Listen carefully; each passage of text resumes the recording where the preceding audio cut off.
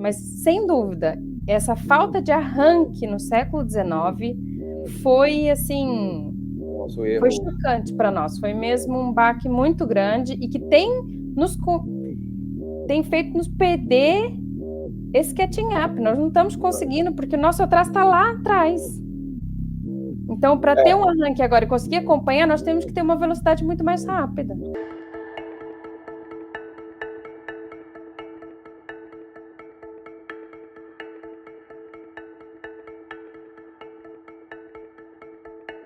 Olá, sejam bem-vindos a mais um episódio do nosso podcast Missão Desenvolvimento. Sou Paulo Gala e hoje tenho a honra e a alegria de receber a professora Natália Doré, grande conhecedora da história econômica brasileira e dos temas que economistas adoram discutir, que são temas de convergência, divergência, né? Se o Brasil está ficando mais rico ou mais pobre em relação a outros países do mundo, com especial atenção para a questão de capital humano e instituições, que também é um tema muito estudado por economistas, que ainda está na moda, né? Tava bastante na moda, mas acho que continua ainda. É um tema muito legal. Eu sou fã de história econômica. Na verdade, eu queria ter sido historiador, acabei virando economista, mas sempre que eu posso, eu procuro ler muito, estudar história. Eu acho que a história é o laboratório da economia, né? Eu acho que os economistas precisariam estudar mais e mais história, né? Então, sempre que a gente tem a oportunidade de discutir sobre esses temas, é realmente um prazer. Mas, sem mais delongas, Natália, seja bem-vinda. Fala um pouquinho da sua trajetória, da sua pesquisa, para a gente já, antes da gente mergulhar aqui nas conversas. Claro que sim. Pronto, primeiro, Paulo, boa tarde. Para mim é um prazer estar aqui falando contigo.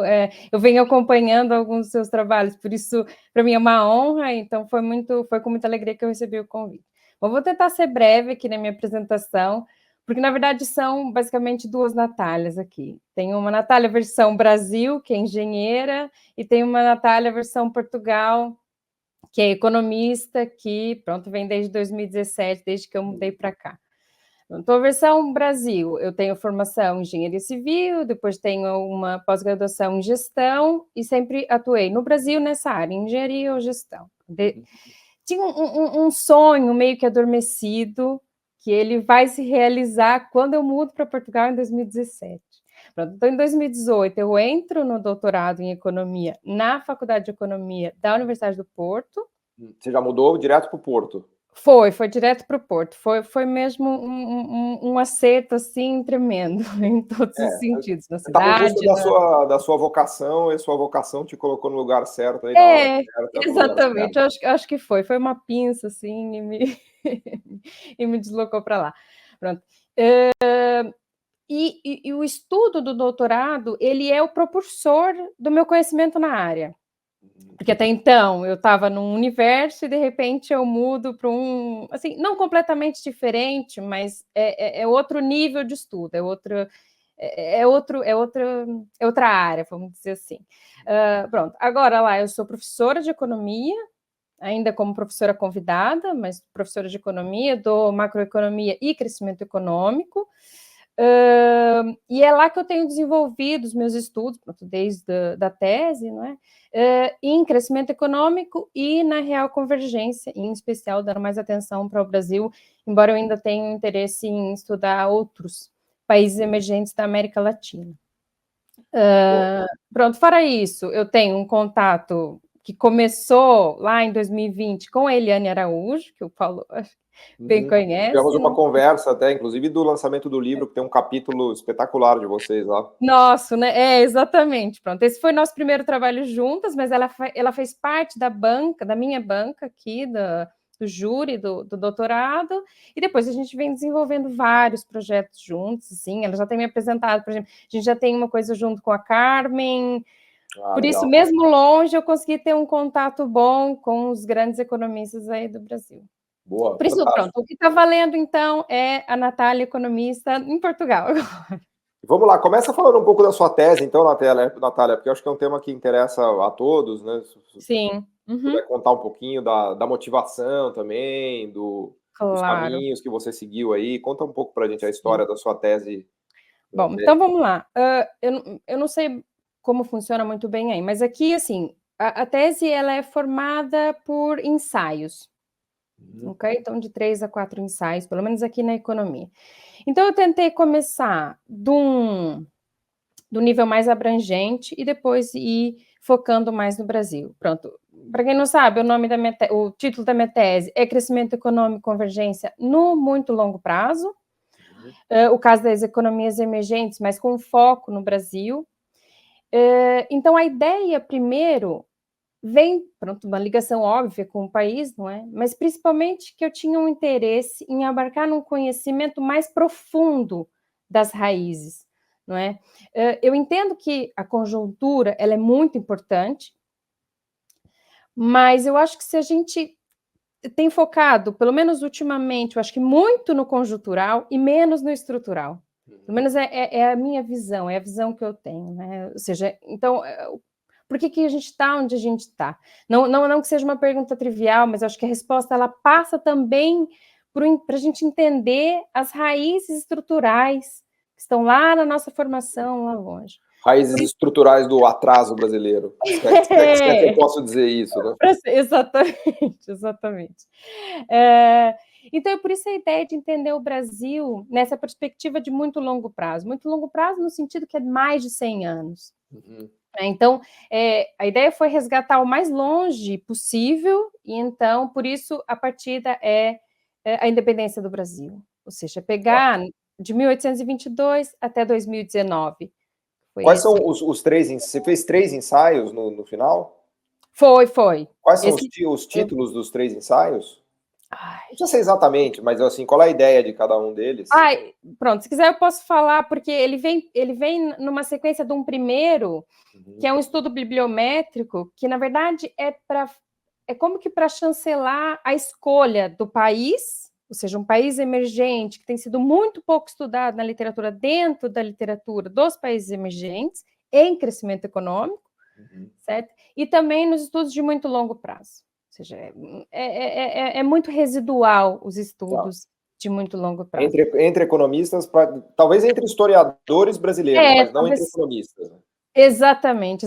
Mas como o estudo bibliométrico foca só em estudos dentro da economia, por isso esse valor tão baixo. E pronto. Então, o segundo ensaio, ele é... Agora é que eu tô todo com... A tese foi escrita em inglês, porque aqui o doutorado é em inglês. Você está com o português do Brasil, com o português de Portugal e com o inglês. É uma loucura, aquilo Pronto, mas basicamente o crescimento econômico e a real convergência do Brasil desde a independência. Esse, que é o segundo ensaio, que é o primeiro, que ele tem uma estrutura mais qualitativa, não é? Que eu tento agrupar ali um grupo de determinantes, eu coloco os determinantes dentro de certas caixas e para cada período, por isso eu divido esses quase 200 anos em subperíodos, não é? Portanto, eu tenho ali o Império, de 1822 a 89, depois eu pego a República Oligárquica, que vai de 89 a 1920, depois, nossa época gloriosa, que é de 1930 a 80, que é o desenvolvimentismo, não é? Não faço ali uma distinção, até porque, como o período é muito longo, 1882 a 2019, pronto, os períodos ficaram ali um pouco grandes. O menor é o período da crise, que é de 80 a 90, e depois nós temos um último período, que é o neoliberalismo, que é de 90 a 2019, que é quando eu utilizei. E essa divisão, na verdade, eu tinha feito uma divisão que ela vem do Madison. Portanto, aliás, a base fundamental é o Madison, né? É o Madison, é o Madison, ele é incrível, não é? Pronto. E eu até gosto de uma coisa que ele falava, que é quanto mais a gente aumenta a lente do passado, mais a gente tem instrumentos para prever o futuro e propor políticas, assim. Pronto, foi isso um pouco da ideia da tese. Pronto, então, ele tinha uma divisão, essa divisão final ia de 80 para frente, assim, 80 até 2000, se eu não me engano, quando ele fez, mas quando eu envio o artigo para o Bresser, na verdade, para o Brazilian Journal of Political Economy, Ele, pronto, primeiro elogia muito o trabalho, ele gostou muito, o que, para mim, foi uma chancela no sentido, olha, pode continuar, que você está no caminho certo, exatamente. E ele falou, olha, Natália, só faz uma distinção aqui, eu acho que você tem que separar, porque esse período de crise é muito importante. Então, separa ele, deixa ele de 80 a 90, fala só sobre ele, depois você usa o de 90 para frente como neoliberalismo. Então, esse segundo ensaio é mais um... Ele também ajuda, ele entra como um gap na literatura, mas ele é um gap intelectual para mim também. Ou seja, eu vou aprendendo conforme eu também vou contribuindo. Isso é que é interessante, porque tudo que eu fui aprendendo começa no doutorado.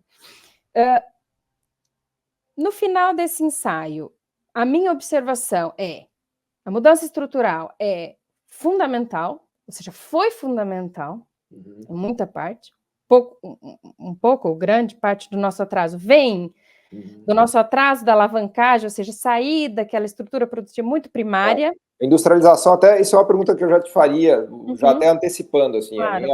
A minha leitura é que, como a gente não teve industrialização relevante no século XIX, a gente ficou muito para trás de Alemanha, França, Estados Unidos, que já estavam se industrializando a todo vapor, né? É exatamente isso, Paulo, é exatamente isso. Claro que as justificações para isso são muito mais profundas, não foi só uma escolha do momento, acho que tem muitas outras nuances que acho que dá para a gente conversar sobre isso, mas sem dúvida, essa falta de arranque no século XIX foi assim, foi chocante para nós, foi mesmo um baque muito grande e que tem feito nos perder esse catching up, nós não estamos conseguindo, porque o nosso atraso está lá atrás. Então, para ter um arranque agora e conseguir acompanhar, nós temos que ter uma velocidade muito mais rápida. Eu queria então, até aproveitar para fazer um double check com você, que estudou a fundo todas essas coisas, porque assim, eu sou um leitor curioso de história econômica, né? Aquilo que eu te falei.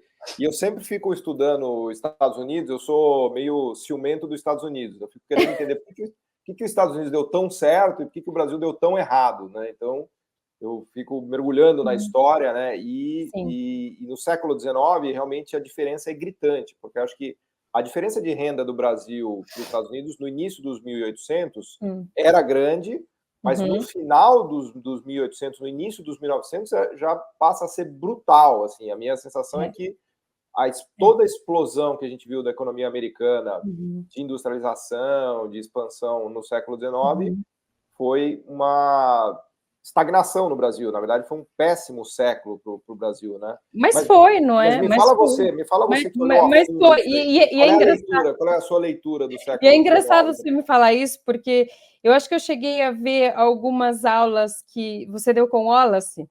Ah, sim. A gente ficava comparando o sul dos Estados Unidos com o Nordeste brasileiro. Pronto, eu não sou uma entusiasta da economia americana, mas quando eu escutei as duas coisas, isso faz todo sentido, aquela história, se o Sul tivesse ganhado a guerra, a estrutura agrária. Fica na minha cabeça, me instigou um pouco para ler mais, mas infelizmente...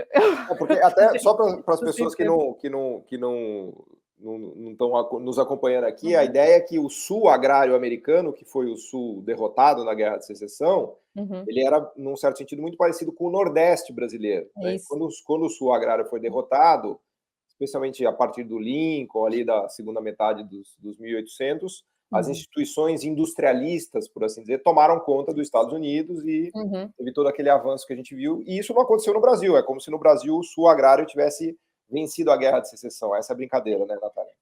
É exatamente isso, Paulo, é exatamente isso. E é aquela coisa, não existe nenhum tipo de intensificação ou uma melhora na própria estrutura agrária. Não tem nenhum interesse com isso. Talvez pela abundância da mão de obra escrava, abundância de território, de land, né, de terras, pronto, acabou, estagnou ali aquela produção, pronto, eu vou para outro espaço, o país é tão grande, eu não preciso melhorar a minha produtividade através de uma inovação ou qualquer coisa assim. O próprio agro era um agro estagnado, não era um agro mercantil. É exatamente isso. entende? Ou seja, dentro da própria estrutura primária, não há nenhum incentivo para um avanço tecnológico, para qualquer tipo de inovação. Portanto, até ali, talvez nós podíamos ter tido ali algum arranque, não. Foi mesmo um meio oeste americano, em que é exatamente isso. É isso, muda daqui, acabou, estagnou, cessou a possibilidade dessa terra, eu mudo para outra. E se não tem escravo, tem os imigrantes europeus. Então, é basicamente isso. Tem algum surto de industrialização relevante ali no século XIX? Alguma coisa que te chamou a atenção? Porque tem uma discussão sobre uma industrialização meio incipiente lá no Maranhão, uma coisa do algodão, depois alguma tem tentativa alguma coisa, embora não assim, nada não relevante. seja, eu acho que não é nada relevante que tenha havido assim uma grande transformação. O que eu acho que teve algum impulso por conta desse nosso sistema agrário foi a alta investimento em infraestrutura. Seja um período que tenha tido muito investimento em infraestrutura. Ferrovias andaram, né? Exatamente, mas por conta do agro, por conta do café no Sudeste e do algodão e do açúcar no Nordeste. Tá. Mas ele começa mais assim, é mais no têxtil lá no começo do século XX, e tem qualquer coisa. Então, das séries que você levanta do século XIX é basicamente um século de divergência inequívoca. Assim, o Brasil vai se distanciando, vai para o buraco, para o fundo do poço mesmo. E olha, não é para desanimar ninguém, mas se nós compararmos o Brasil com relação aos Estados Unidos em 1822, em 2019, nós estamos 5%, ou seja... A gente estava melhor em 1822, se bobear. Comparativamente, não falando que estávamos, é óbvio que não, sim, mas... Estava mais perto, a gente estava mais perto. Não estava não tão longe, vamos dizer assim. O único país desse que eu analisei, pronto, só para quem não sabe, não é? Eu analiso uma relação com os Estados Unidos, com Portugal, pronto, por razões um pouco óbvias. Portugal, né? Também é um século de declínio, né? O 19. O Portugal demorou bastante, tanto que é isso que eu ia dizer agora. O Portugal é o único país que nessa altura o Brasil converge. Entendi. Bom, porque mas o que acontece? Os dois para o buraco. E é engraçado, porque assim, até 1820, Portugal estava muito à frente de muitos países da Europa. E, de repente, ele começa a divergir completamente. Não sei se... Não vai ser só por isso, mas uma leitura que eu tenho, porque eu também não sou muito conhecedora da economia portuguesa, é muito em decorrência da perda dos impostos que vinham do Brasil, nomeadamente. Ou seja, ele perde a colônia, ele perde todo esse poder, Não, e ele também não tem nenhum processo de industrialização relevante em Portugal. Não, também. E Paulo, até 1960. Eu também demoro bastante. Tem um texto clássico até de um embaixador português que chama Duarte Ribeiro de Macedo, que é um cara que escrevia no final dos 1600, início dos 700, e ele já coloca como diagnóstico lá do atraso relativo de Portugal a ausência de manufaturas. É impressionante ver como já em final de 1600 os portugueses já estavam escrevendo sobre isso, como eles estavam atrasados em relação à Inglaterra. Sim. E França. Sim. Pronto, eu tenho algumas teorias, mas ainda não são nem teorias, são hipóteses, não é? Porque também Portugal não foi colonizado, não é? Ou seja, falarmos uma coisa mais recente. Mas tem muita influência do Reino Unido, não é? Claro, sim. Quase que dá para dizer que foi uma colônia inglesa, né? Exatamente. Não dá para... O português fica meio bravo. Meu pai é português, ele fica bravo quando eu falo isso. Exatamente, é melhor não falar, porque... Mas você vê que o próprio programa de milhagem da TAP chama Vitória, que é uma referência importante de um complexo de inferioridade. Como é que você vai chamar o seu programa de milhagem com Vitória? Mas esse complexo é até hoje, Paulo. Eu acompanho aqui. É um complexo. Pronto. Mas você estava falando dos países, eu te interrompi. Então você olhou Brasil, Portugal, Estados Unidos. E um grupo de países da América Latina. Eu tentei agrupar uns países mais ou menos homogêneos, né? Não que dá para dizer que são. E eu acho que eu coloquei Argentina, Chile, Colômbia, México, Peru e Uruguai. Tá. Salvo engano, eu Na acho segunda metade do 19 foi bem, né? A Argentina talvez seja o destaque na segunda metade. A Argentina é um caso interessante. É porque, assim, eu não me esgoto de estudar o Brasil, entende? Mas a Argentina é um caso muito interessante. O que aconteceu no começo do século XX com a Argentina? Que era, assim, sei, uma potência extraordinária. E, de repente... Mas isso são outros capítulos que eu ainda preciso... É assim, se a gente começar a falar de México, Não, Argentina, Colômbia, aqui a gente vai embora. Mas uma pergunta que eu te faria ainda nesse capítulo sim. século XIX, Natália, para não esquecer, você chegou a travar contato com os trabalhos do Jorge Caldeira, do Nação Mercantilista? Não. Ele tem uma tese lá que eu discordo completamente, que a tese dele é que o Brasil prosperou muito no século XIX. Ele não é historiador, ele é cientista político, e a tese dele vai totalmente na contramão de tudo que a gente está falando aqui. Por isso que eu te perguntei se você já leu os trabalhos. Olha, Né? é uma coisa interessante, talvez eu tenha que ler. Até ele é um bom debate para você fazer no Brasil, porque os dados, né, que você traz, as análises que a gente faz mostram que o Brasil realmente afundou no século XIX, e ele é a única pessoa que tem essa tese de que o Brasil prosperou. Né? Eu li os livros e tal, ele escreve bem e tal, mas não acho que carece de fundamentação. Ele defende alguma hipótese, porque não... Pronto, pelo menos tudo que eu tenho lido não esgoto, né? Como eu disse. Não tem base de dados ali, ele tem uma tese de que o mercado interno era muito maior do que parecia, mas não tem dados ali, entendeu? Uma base que é meio frágil, eu acho. Por isso que eu trouxe a Sim, depois eu vou pegar essa referência, pronto, porque só vou aproveitar para fazer um parênteses aqui, então. A ideia que eu tenho aqui, porque assim, eu comecei a dar aula na Faculdade de Economia, que é um grande parênteses, não se importa, não é nada. Pelo contrário, eu já estou falando do programa de milhagem da TAP, então, por aí. E assim, Paulo, a quantidade de brasileiros que tem aqui, e não são brasileiros de passagem, são brasileiros que já estão aqui, já estão formando famílias. Então, eu tenho inúmeros alunos brasileiros. E quando eu digo que eu tenho, a faculdade tem, Portugal tem. Já acho que vai para 10% da população de brasileiro, já. Exatamente. Nós já somos muitos. E eu, junto com a minha orientadora, que foi a minha orientadora, uma pessoa incrível. Aliás, qual é o nome da sua orientadora? É Aurora Teixeira. Aurora Teixeira, ela é professora da Universidade do Porto. Exatamente. Ela é uma entendida, assim, legal, de marca maior em inovação e na economia portuguesa. E ela está me incentivando para formar uma disciplina optativa de História Econômica do Brasil. Legal. É fundamental.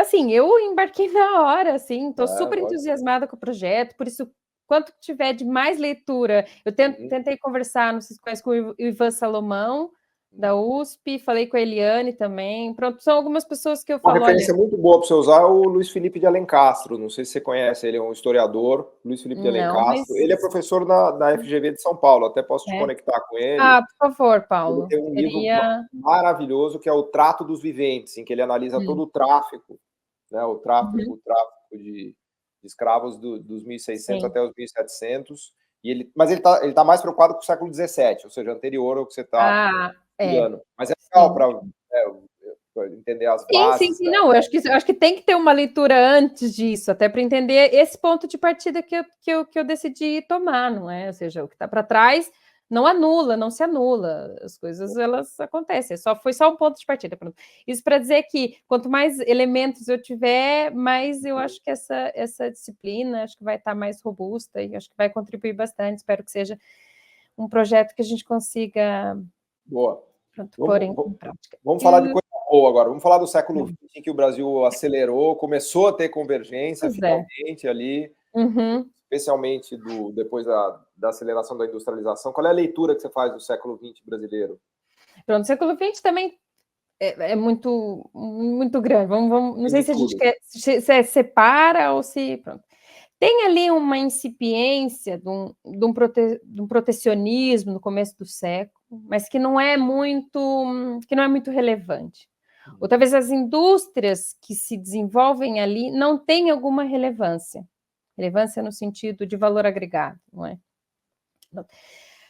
O que vai acontecer quando essas políticas que o Brexit também... Pronto, será que foram umas políticas protecionistas deliberadas ou foram mais para neutralizar a doença holandesa?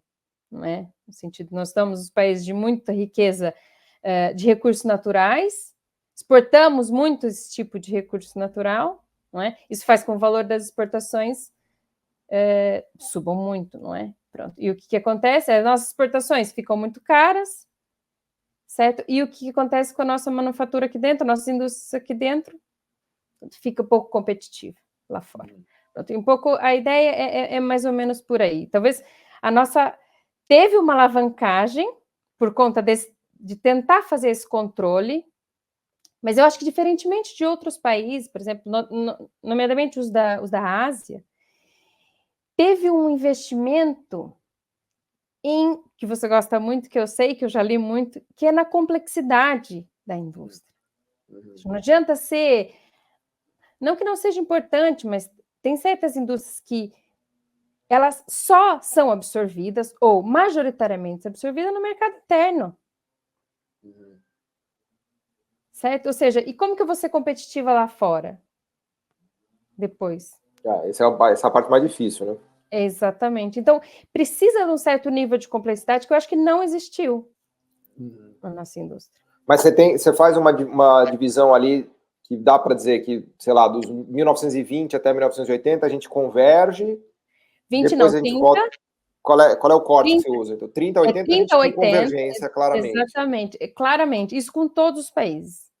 Há ali uma única diferença, de novo com Portugal, porque Portugal, em 60, tem um arranque da indústria muito forte. Então, a partir de 70, o Brasil está ali, converge, mas não tanto. Mas com os outros países é notório. É notório. Assim, todo mundo fala, mas o Brasil cresceu, mas todos os países cresceram nessa altura. Foi um boom mundial, vamos dizer assim. Tudo bem, ok. Mas o Brasil convergiu. Para além de crescer muito, ele convergiu para esses países de topo. Principalmente esses de fronteira tecnológica, como os Estados Unidos, a Inglaterra. Eu não coloquei a Alemanha, mas também não quis me estender muito. Ainda tem muito chão, acho que ainda dá para estudar bastante. Mas é isso, não foi só um crescimento absoluto, foi um crescimento relativo. E isso é muito significativo. Agora, faltou ali... Não só a mudança na complexidade das estruturas, mas outros aspectos também, que é como a gente ainda não entrou no aspecto do capital. A gente chegou na renda média, que eu acho que foi o grande feito, foi ter chegado na renda média. Agora, passar da renda média para a renda alta, esse é que é o pulo do gato, essa é que é a parte mais difícil, porque há um debate muito grande no Brasil de que tem muita gente que diz que a gente fez tudo errado de 1930 até 1980, né, e tudo aquilo vai ter que ser... Não, eu discordo dessa visão. Tem muito economista que diz isso, fala, o Brasil fez tudo errado, vai ter que desconstruir tudo que foi feito nessa época, né, e ir para outro caminho. Eu acho que não, eu acho que pelo contrário, o que a gente fez de 30 a 80 foi fantástico, foi o que nos colocou num país de renda média. Não fosse isso, nossa renda per capita não seria de $10 mil. Exatamente. Agora, para pular dos 10 para os 20, para os 30, aí é muito mais difícil, porque daí envolve inovação, capital humano pesado, fronteira tecnológica. Até queria já entrar nessa coisa do capital humano para ver qual é o recorte que você faz, né, do Brasil, o capital humano no século XIX, no século XX. Como é que você mede isso? Como é que entra o capital humano nessa sua discussão toda? Sim. Bom, o capital humano que eu uso nos estudos empíricos, eu tenho que ter em consideração também uma variável que eu tenha desde 1822, que não é fácil. Aliás, só para registrar, você encontrar variáveis desde 1822 já é um feito incrível, né? Olha, eu li análise de dados não, olha, eu vou dizer que é a parte que mais... É um garimpo, né? É um garimpo, que mais tem dedicação, assim. Para escrever e para leitura é um tanto, mas 80% é dedicação nos dados. Porque faltam dados no meio do caminho, não é só uma interpolação, você tem que estudar. Então, eu pego, por exemplo, o Matson ou qualquer outra base de dados, não é só eu fazer uma interpolação para trás ou para frente, é eu estudar como que eles criaram aquela base de dados. Eu acho fantástico. Se existe algum cálculo ali dentro. Você conseguir dizer que tinha uma renda per capita de $300 em 1800, quer dizer, eu acho uma coisa incrível você conseguir chegar em algum número, né? Realmente é incrível. E assim, o IBGE tem anuários estatísticos incríveis, que eu não tinha conhecimento, mas eu comecei a ler aquilo, isso tudo tem em PDF na internet, facilmente, mas eu acho que as pessoas não têm conhecimento. Tem coisas lá que são... Quando o Brasil ainda escrevia em português e francês. Você pega a taxa de alfabetização, tudo isso, né? Paulo, a taxa de alfabetização... Aí eu tenho vergonha de falar. É uma catástrofe. Assim, é chorar, porque como que um país quer se desenvolver, ter uma estrutura produtiva complexa, se entre 1822 e 1889, o ensino primário tinha 7% da população inscrita. Nossa. 7%. Eu acho que o analfabetismo devia ser gigantesco, né? 85%. 85%. 85%. Não dá nem para começar a falar de capital humano. Né? Isso porque nós estamos contar com os escravos. Okay? 85% isso da população não escrava. Livre. Exatamente. Eu achava que estavam contando com escravos. Não. Se contar com escravos, vai para 99%. Então, assim, nota-se ali já, enquanto até a Argentina já tinha universidades. Ou seja, o que a nossa elite fazia? Mandava para Coimbra. Aí do seu lado. Meia horinha aí. Exatamente. Maravilhosa, então, a biblioteca joanina. Nossa, eu nunca fui, porque quando eu fui para lá, a faculdade estava fechada, estavam fechadas, acho que fui na época de Natal, mas ainda preciso voltar com mais tempo para fazer essa visita. Enfim, então começa por aí, entende, Paulo? Começa pelo nosso atraso em formar pessoas que vão contribuir para as mudanças que a gente precisa. Desse tipo de mudança. Olha a situação dos Estados Unidos no início do século XX, já com Harvard, da vida, Stanford e todas as universidades da Nova Inglaterra, e o Brasil com 99% da população analfabeta. Quer dizer, não dá nem para começar a comparar. Não dá. E não tinha interesse na altura. Porque para que eu vou precisar de gente que saiba ler e escrever? Eu preciso de gente para trabalhar na minha produção. Na roça. Não preciso de mais que isso. Não tinha, assim, uma estrutura mercantil que talvez necessitasse ali de algum... Não, era majoritariamente agrário. Aliás, voltamos na história do sul agrário americano, para você ver que as grandes universidades americanas não estão no sul agrário. As grandes universidades americanas estão na Nova Inglaterra, né, no berço industrial americano. Exatamente. No berço tecnológico, né? Já aprendi muito a história dos Estados Unidos vendo essas... Não, é fácil, é só fazer a leitura do inverso da história brasileira, entendeu? O que nós não fomos. Exato. O que poderíamos ter feito e não fizemos. Exatamente. E isso não melhora muito com o tempo. Assim, nós temos alguma melhora substancial ali depois de 1950, 60, 70... Agora já estamos falando do século XIX, até 1960, 70, a gente ainda... Não, já pulei, desculpa. Isso que eu falei, esses dados que eu falei são do Império. Tá, okay? agora Portanto, já o Império é isso. Para o século XX. O Império é essa decadência e no setor na parte do capital humano, não é? E quando eu falo em capital humano, eu estou falando basicamente da educação. Não estou usando outra variável senão o estoque de capital humano. No estudo, né? Agora eu estou falando de fluxo, mas no estudo a variável que eu usei foi o estoque, que é a média de anos escolares.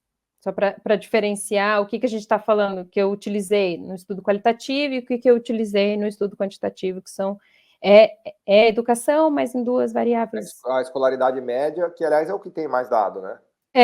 O Barro e Lee, eles têm assim... eu já mexi com esses dados. Só que esse foi um dos dados que eu precisei analisar como eles fazem a construção, porque aquilo só tem desde 1870, para conseguir voltar atrás até 1800, exatamente, até 1822.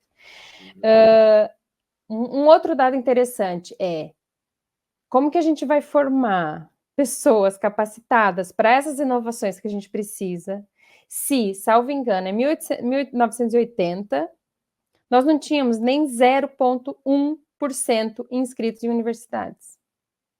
Já deu um pulo para 1980 e não adiantou nada. Exatamente, é só para mostrar que, mesmo a gente fazendo esse salto temporal, a contribuição Qual é esse dado comparável para os países mais ricos? Você falou que é 0,1% da população em universidades. Não, esse eu não tenho, porque esses dados vêm do primeiro estudo, e o primeiro estudo é só sobre o Brasil. A comparação que eu faço, real convergência, é só no PIB per capita. Uhum. Certo? Eu tenho um ou outro dado, mas a real convergência que eu faço é basicamente analisar o PIB per capita. Depois, claro, que precisa analisar um ou outro dado que talvez seja diferente. Eu tenho, acho que no terceiro estudo, mas é a média escolar, não é o número de inscritos, que já é diferente, é uma variável estoque para uma variável fluxo, não é? Uhum. E Portugal está ali muito parecido, até meados de 1970 está muito parecido, de repente há uma alavancagem no capital humano em Portugal. Mas também é muito atrasado. Comparativamente aos outros. Mas é uma história boa para contar de Portugal. Nas últimas décadas avançou nisso, né? Bastante. A sensação é que Portugal conseguiu dar um salto, finalmente, nessa questão. Ele arranca em 60, depois a Revolução dos Cravos também arranca, e depois quando entra para a União Europeia.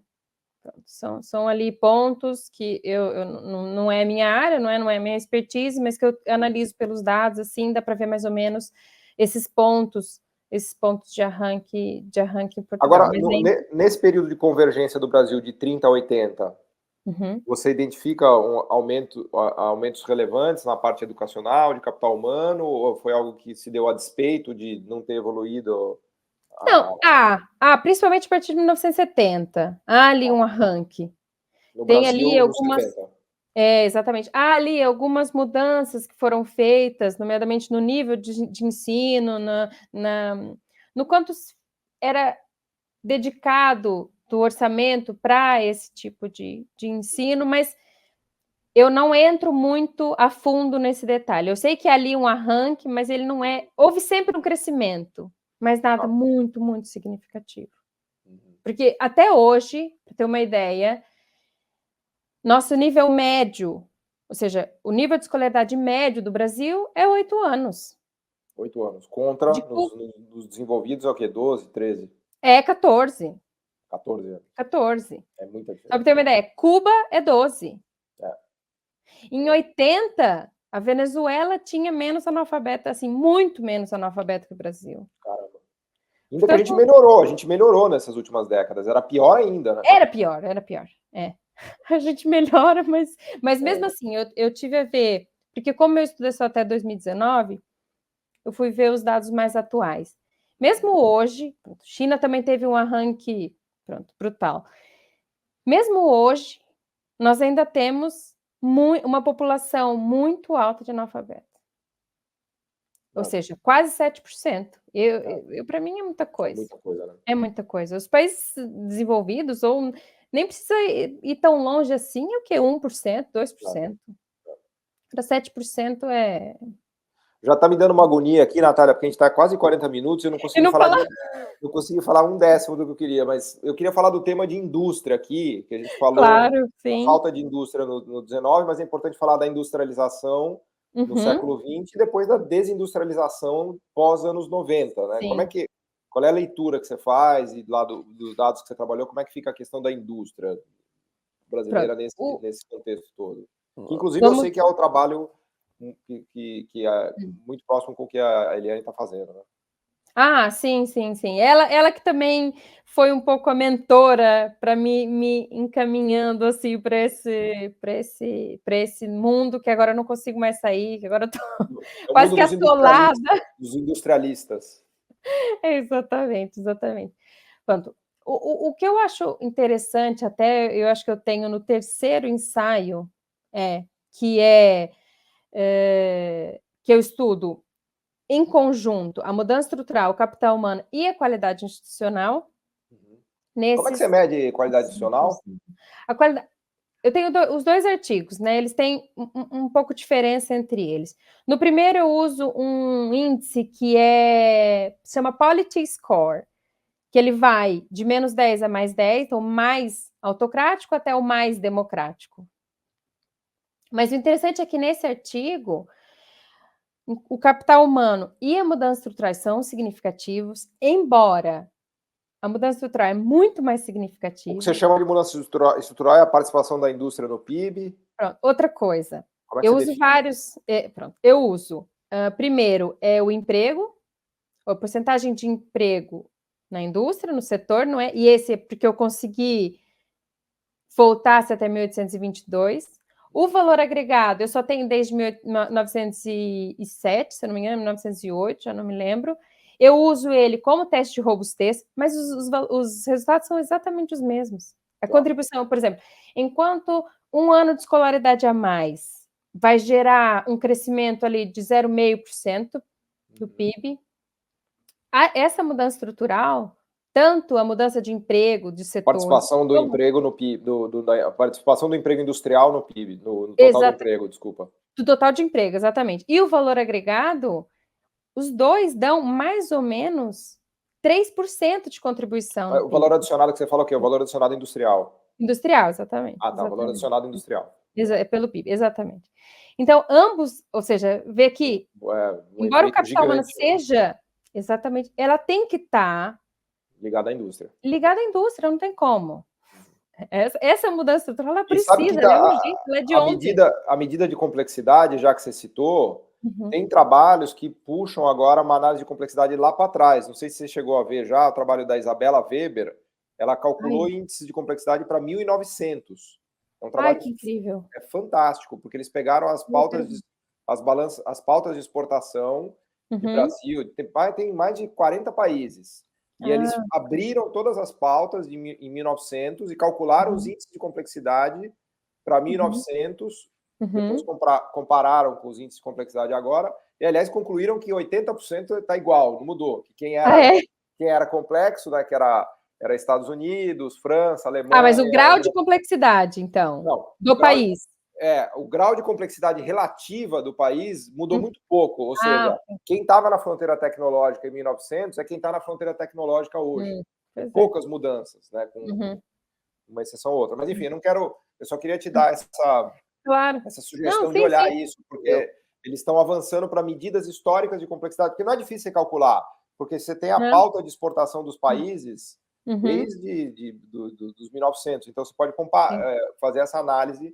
E é incrível, né? É muito legal. Sim, isso eu tenho planos e projetos para o futuro, porque assim, a ideia era, primeiro, eu precisava ter uma visão holística, eu precisava confirmar o que estava aqui mexendo comigo. Isso foi confirmado, agora eu preciso entrar no detalhe, não é?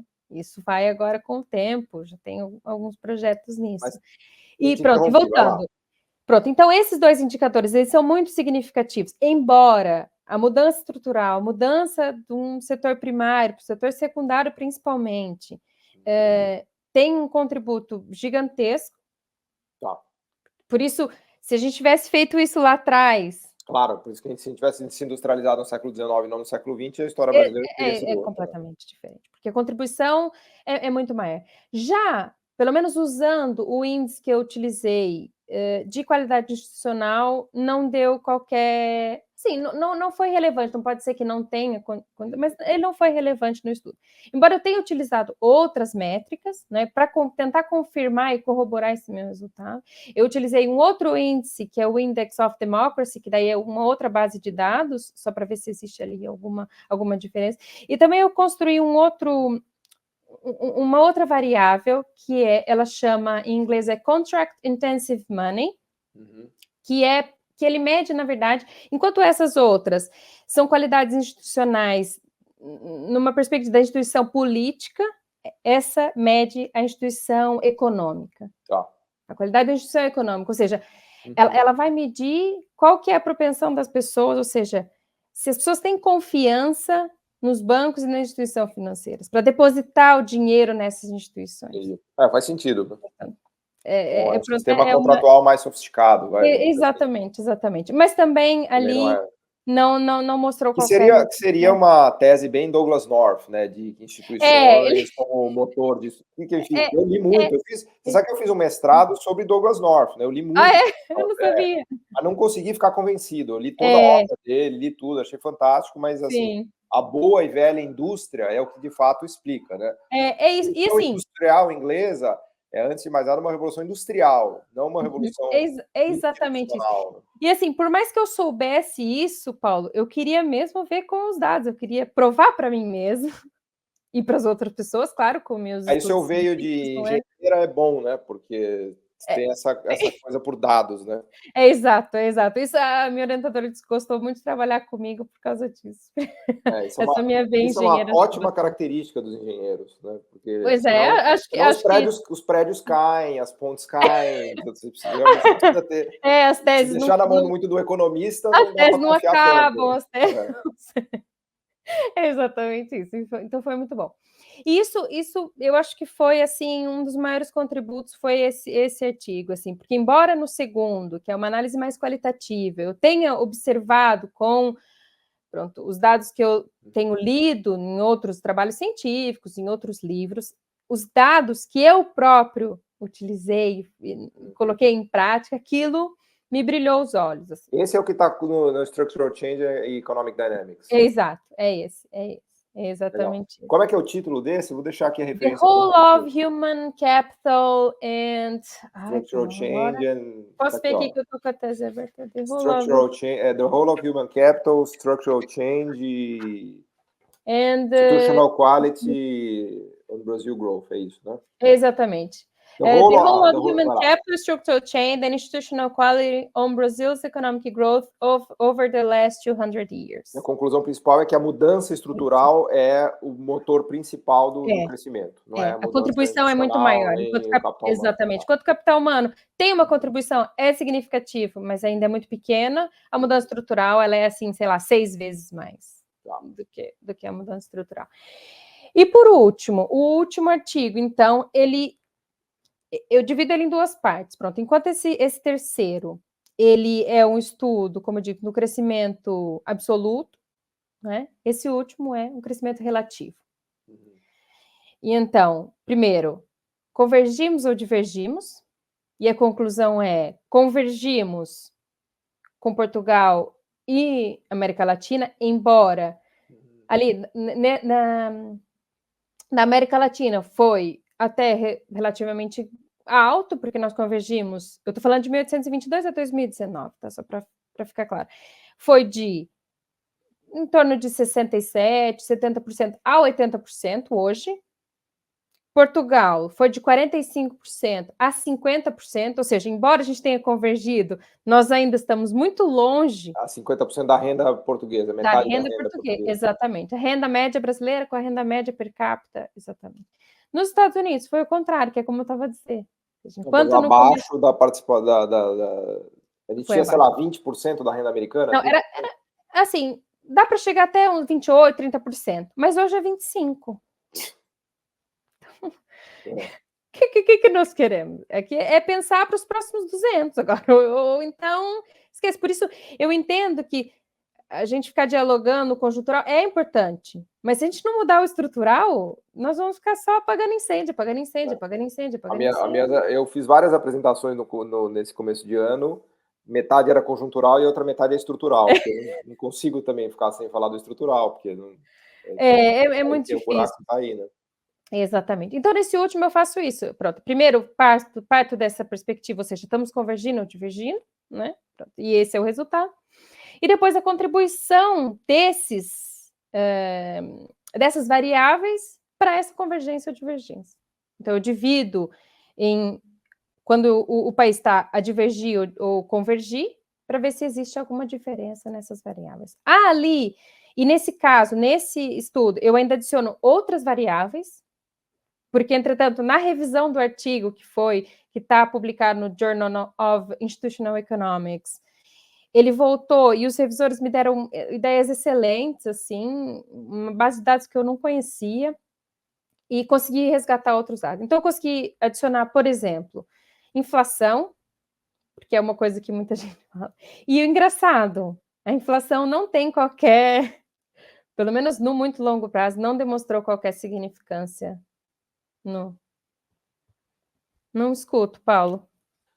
Diz que ela é bem menos relevante do que a participação da indústria, né? Certamente, né? Exatamente.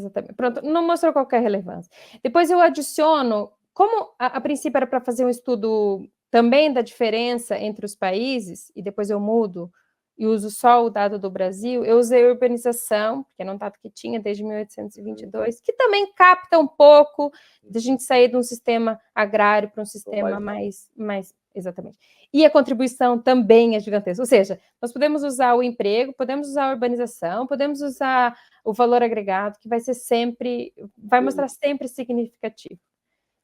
Acho que esses foram os maiores contributos. Bom, e a conclusão triste dessa história toda é que quando começa a desindustrialização nos 90, nos 2000, tudo aquilo que a gente estava conseguindo avançar, alguma coisa em termos de convergência, vira divergência de novo. Exatamente. Nós voltamos a ser aquele país agrário, aquele país atrasado, embora nós temos colocado em pauta algumas estruturas que são relevantes, não é? Bem ou mal, tentamos combater a desigualdade, tentamos combater sérios problemas sociais que também fazem parte, que também são muito significativos para que essas mudanças, tanto alavancar o capital humano, melhorar as qualidades institucionais e as mudanças estruturais, elas também precisam dessas mudanças. Mas a gente voltou a ser um país agrário, por isso exportando commodities um bocado... O Brasil do século XXI volta para o século XIX. Infelizmente. Bom, eu não queria terminar nessa nota triste aqui na nossa conversa, Natália, mas eu acho que nós definimos... Nós somos os mensageiros aqui do que está acontecendo. Mas é bom, precisa sacudir um pouco as pessoas, embora tenha aí algum cheiro de alguma coisa que está por vir, que vamos ver se aquilo vai alavancar ou não, que é a nova industrialização, não é? Esperamos que sim. Quero deixar as últimas palavras para você até. Eu acho que o governo tem consciência disso, a gente tem falado muito aqui nos podcasts, inclusive sim. As pessoas que vêm aqui estão participando do governo, têm essa consciência da necessidade de tentar reindustrializar ou de fazer uma neoindustrialização. Eu acho que já tivemos momentos piores, né, no cenário do país. Sim. Agora é ver, Paulo, se isso realmente, o quão significativo isso vai ser, não é? Qual é a complexidade que isso vai trazer para a nossa estrutura produtiva, porque só assim a gente melhora salário, melhora as posições, melhora o capital humano, melhora as instituições e assim por diante. E assim nós podemos prever um crescimento que ele tem que ser sustentável, como tem a previsão, mas ele tem que ser sustentado também. E é isso que é muito importante. Boa. Fantástico, professora Natália Doré. Agora, no final, o seu português de Portugal apareceu um pouco mais. Eu tentei me controlar ao máximo, mas... Está se controlando, tá enganando bem. Parece que é o português do Brasil. Pois é, obrigada, Paulo. Agradeço muito aqui a presença. Vamos voltar a te convidar para conversar mais sobre o tema, porque nunca dá tempo para a gente falar. Não se esgota. Mas agradeço muito o convite. Fica também a referência a todos os seus trabalhos aqui para quem tiver interesse. Dá uma olhada, a gente já citou os títulos. E obrigado, Natália. Obrigada, Paulo. Foi um prazer. Obrigada, Deus. Tchau. O podcast Missão Desenvolvimento é uma realização da AFB-NDS, Associação de Funcionários do BNDES, e vai ao ar semanalmente em todas as plataformas digitais. O programa tem direção de Felipe Peçanha, produção de Tatiana Gurgel e edição de Pedro Rocha. Para saber mais, acesse nosso site www.missãodesenvolvimento.com. Você também pode assistir a outros episódios já gravados nos canais do Missão Desenvolvimento e da AFB-NDS nas redes sociais. Até a próxima!